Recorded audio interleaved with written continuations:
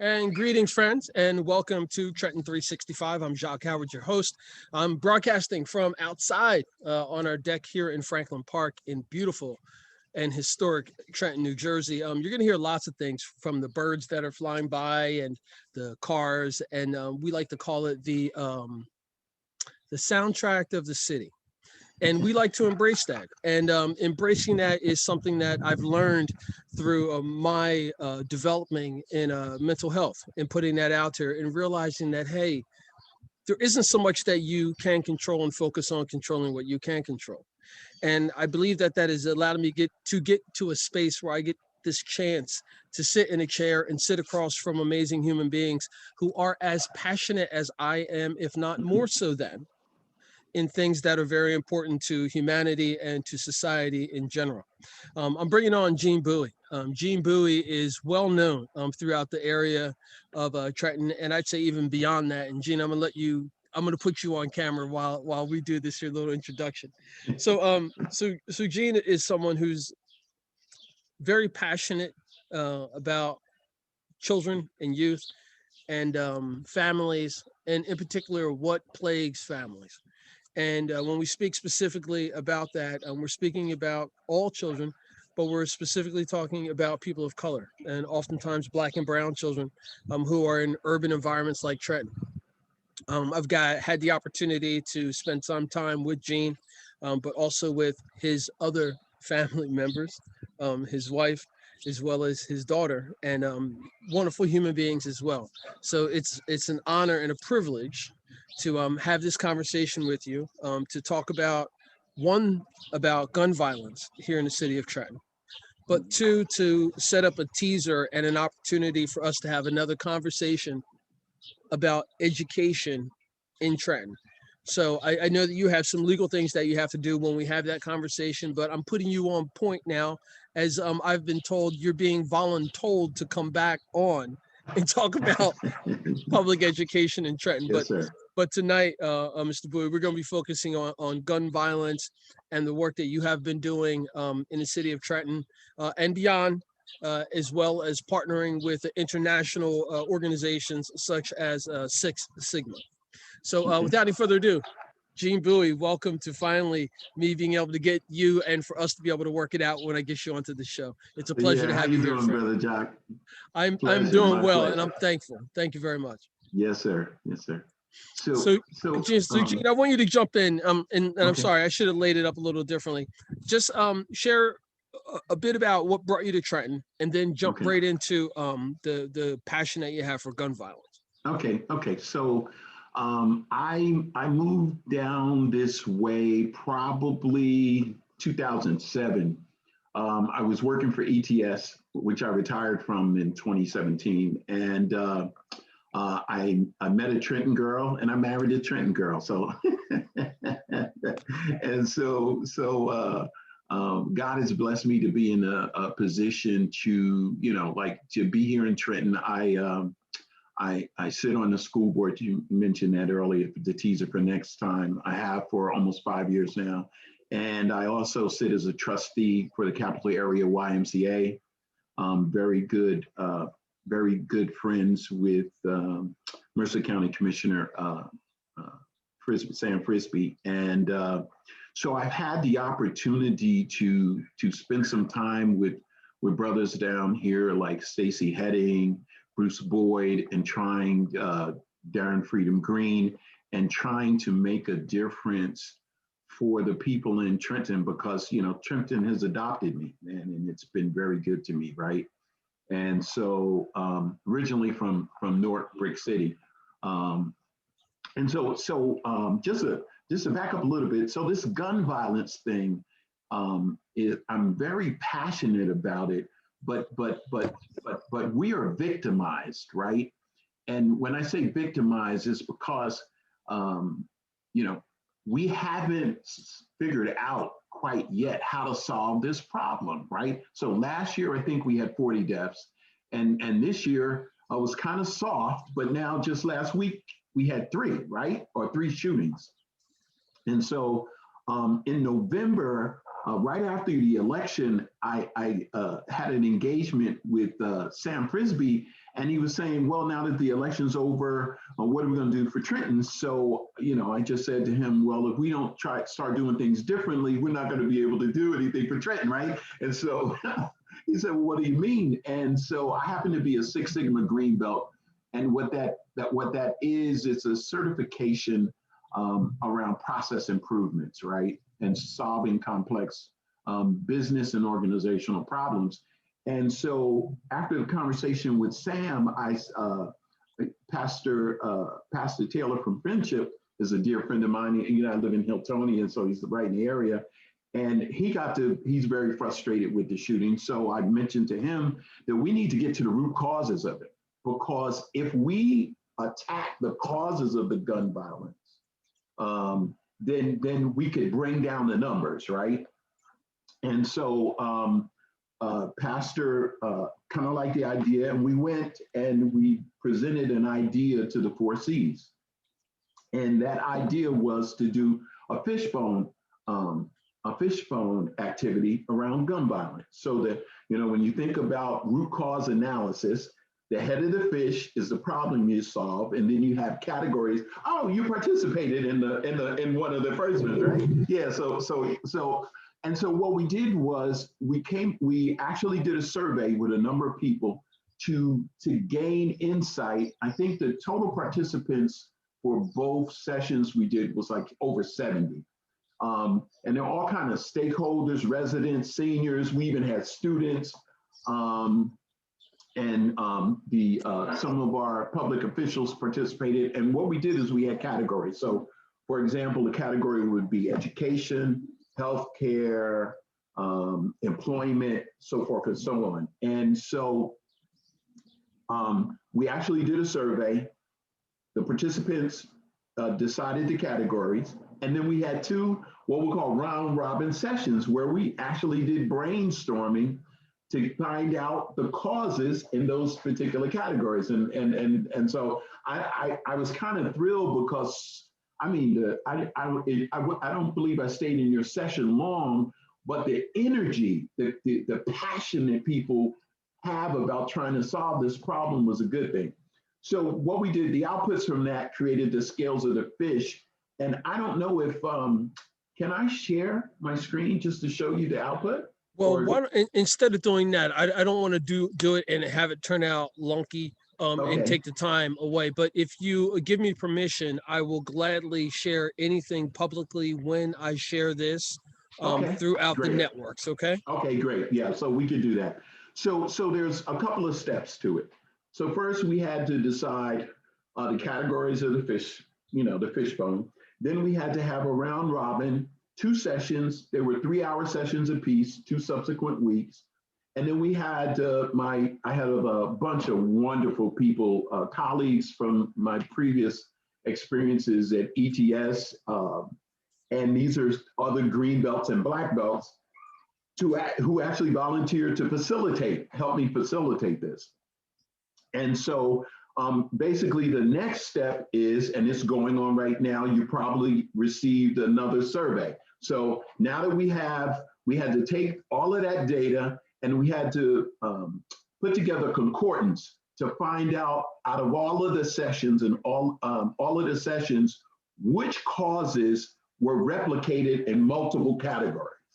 So what we found is that once we got that done, we said, okay, now the next step is because at the end of the day, we want to get to an action plan to help try to solve this problem, right? So when you think about this fishbone exercise, this is about prevention, right? So if you change things, you prevent things from occurring again, because a lot of money is being invested in surveillance stuff. And, we want to keep people out of jail. We want to keep people from making bad decisions. And so basically the next phase is, excuse me, I use my, me, brother. No, you keep rolling, bro. I think you're doing fantastic. Thank you. Yeah. So the next phase is for us to determine the priorities in all these categories, and then also determine the complexity or difficulty with addressing the different causes, right?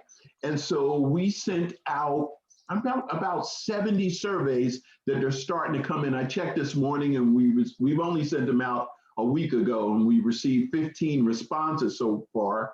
And then what we're going to do is the next session will be another round robin, and we're going to create what we call 2x2. So if anybody's into marketing, it's like a quadrant, and it says low importance, easy effort in one quadrant, and we're going to plot out all of those responses so that when we get together next time, everyone in the sessions could just look and say, okay, so why don't we try to hit the things that are going to have high impact and low expense and low difficulty to solve, right? Yeah. And so that's the next exercise, so that we can get to a point where we can say, okay, let's get in the room. This is a priority. These are the low-hanging fruit, because people need to see slow progress, right? So these are the things we can do: low effort, low expense. So we get those done. And then we have to say, okay, we need owners, because this is about ownership and who's going to be accountable for seeing these things through. And so that's what we're hoping to get. I'm really excited because people are engaged, and we have a problem. If you think about 28%, almost 30% of the people in Trenton live at or below the poverty level, right? That's problematic in itself, because that breeds hopelessness.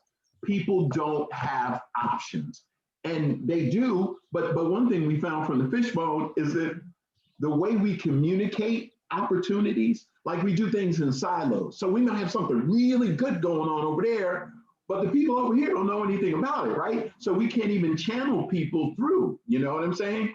And then here's something else that came out in this exercise.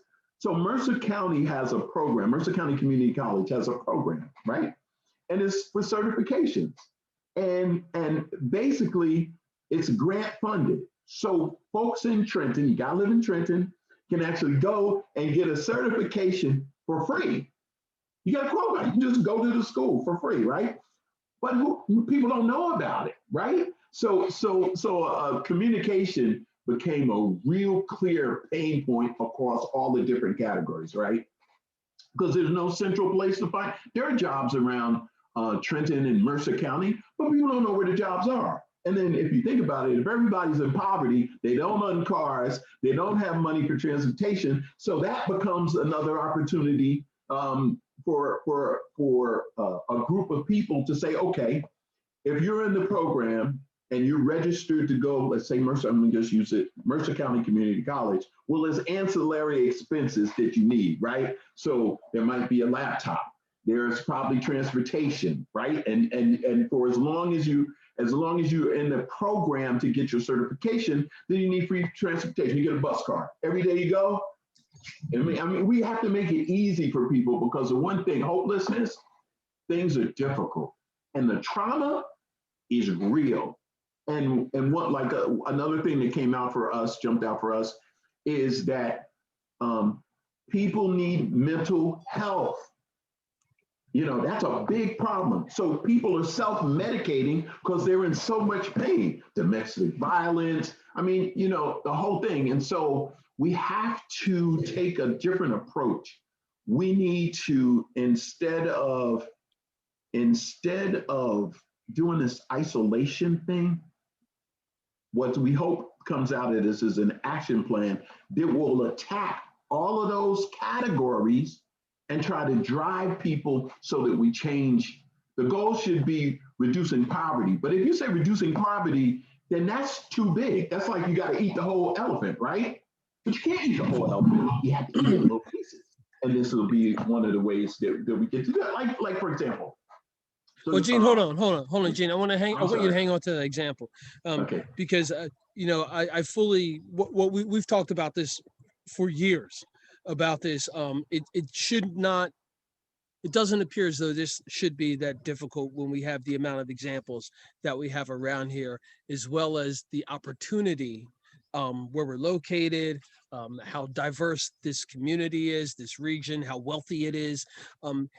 It appears that there's something else that's holding us back from that. And earlier, I want to go back to the survey, because the most recent one, I was taking that one.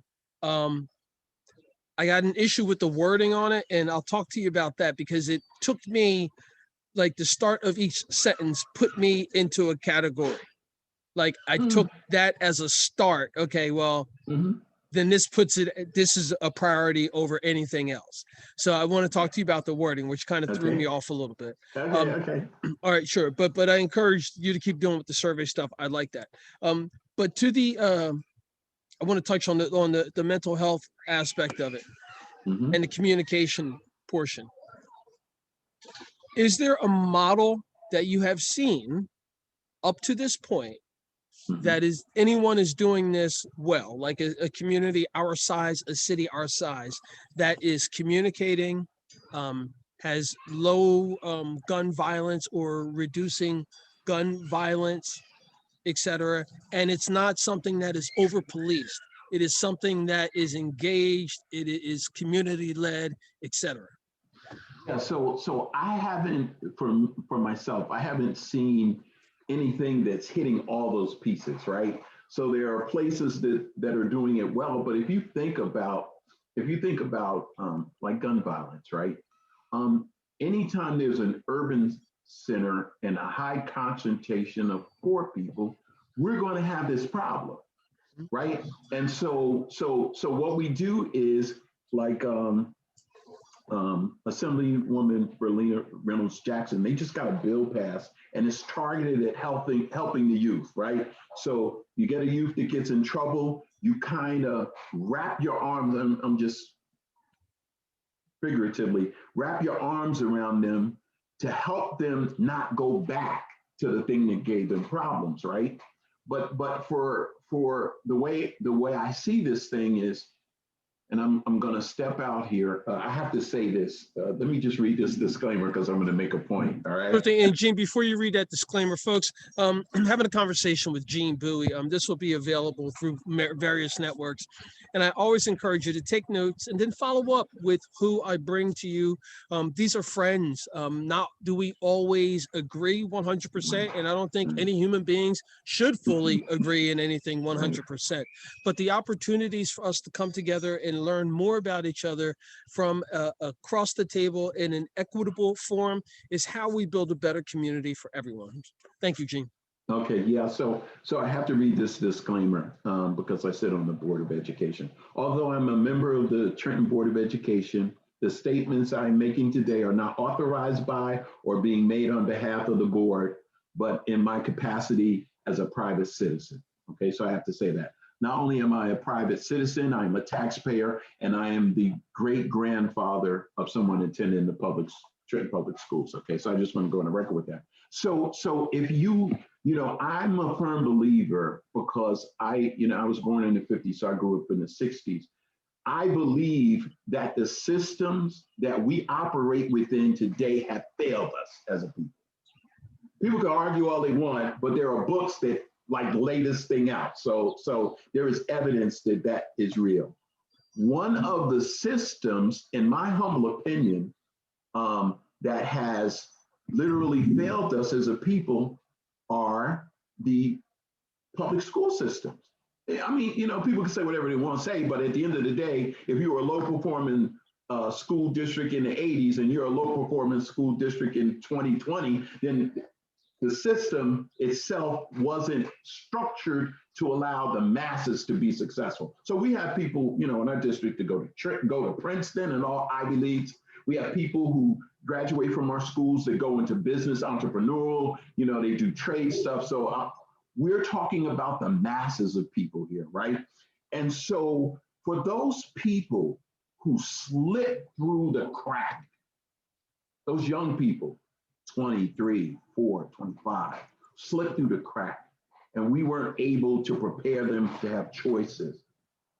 We need to establish projects to actually reach out to them and say, okay, you didn't get your GED, you could have dropped out. How can you get a GED quickly while acquiring skills and a certification simultaneously, right? Because now you could feed yourself and your family, right? So that's how we have to attack this. And I haven't really seen anywhere where people are doing this collaboratively on any large scale, like it's not scalable. And what we hope is that this fishbone diagram, since we have all of these people willing to help, that we could attack this thing in a huge way. Because if Minister Farrakhan said to us that you can build nice buildings, but if you don't develop people, then the people will tear down the nice buildings that you build. So yeah, you can do all the development all you want, but if people are acting uncivilized, for lack of a better term, they're going to tear up what you build. But if you build them simultaneously, it's like economic development, right? Economic development for the people that have money and make money. You have to include the people that don't have money so that I could give you a fish you eat for today. If I teach you how to fish, you feed yourself and your family for the rest of your life. So that's the difference, and that's what's coming out for me just in looking at the data, is that some people need handouts for right now, but that's what they want for right now. I want a hand up. And so, I give you a fish to eat today, but while I'm feeding you, eating that fish sandwich, I'm teaching you how to do something tomorrow so that you can now take care of yourself and your family. And young people, if you look at our young people are fearless, you can tell. They do desire, the majority do desire better. We need to give them a map, because if we give them a map, that's life changing. And I'm speaking because I was homeless, I've been broke, I've been addicted, I am them. So I'm not talking about what I think. This is not theory. I'm talking about practical. I got my first degree when I was 50 years old. I now have two. There you go. And I don't want to cut you off, Gene, but you touched on so many things that I think drill down to the essence of what this is all about. And I know this is something that I've said to you and in some of these meetings. If it's really about the children and the success of our youth, and it should be all hands on deck. Everyone, we've got to do this, not now, but right now. And it appears to me that this isn't it's much deeper than it's much deeper than something simple, meaning a new superintendent, something like that. It's more complex than that. Oh, much more complex. Yes, sir. So we've got just a couple of minutes left. I want to pivot back to the gun violence and say that when we get back together and drill down, like I want you to make it as simple as possible for the average person to learn about what's going on with public education in Trenton. And then let's just get it out and see what happens, because people are asking me and I don't know. And I believe that as someone who's served on the board for 5 years, who has been public, who's written op-eds about this, I think that you're very able to speak on it. Okay. Yeah. Right. You know, one just to bring up a couple of things just come to mind on our way out, right? Is that so in my 5 years, I actually, the work of the people in the district, because the board, we don't do the work, right? So we don't do the work. So the work of the teachers and the administrators, 9 schools came out of status, 9. So that, when you think about that number, that's a big number, because they're no longer subject to state directed interventions. 9 schools, right? And just so with COVID has come in, we haven't had the state mandated test, but between 2018 and 2019, 61%, because of stuff that was implemented in the school district, 61% of the students improved 1 grade level in reading. That's a big deal. But when you're crawling out of a hole, right? Yeah, it's about growth. And so we can't, like I worked at ETS. So in anything, if you're going to measure something, you need multiple measures. One measure is not true. And then just two more pieces of information. that I think are also very important. In prior, like 2017, CUSAC score, the quality score from the Department of Education, we went from in 2017 a low of 27% to a high of 72% by 2019 in curriculum. I want you to think, so just think about this stuff, right? So this is some of the good stuff. And then the last thing is that every high school student now in the city of Trenton attends a state-of-the-art high school. You know, the $155 million Trenton Central High School. But 2 years ago, we purchased the 9th grade academy, which was the international charter building, for $20 million. The district didn't carry any debt, and we didn't have to go to the taxpayers to pay for it. And now our children have schools that are worthy of them, at par with those suburban districts, right? We had 3 rickety buses when I got on the board in 2016. We now have a fleet of 34 brand new buses for our Black and brown children to get transferred. And these are special ed children too, you know what I'm saying? Because there's regulations that you can't transport all the children. But these children ride on state-of-the-art buses, brand new. And guess what? The district didn't carry any debt, and we didn't ask the taxpayers for a dime. Well, so we have to talk about strategy because we don't think about strategy, right? I just got to say this.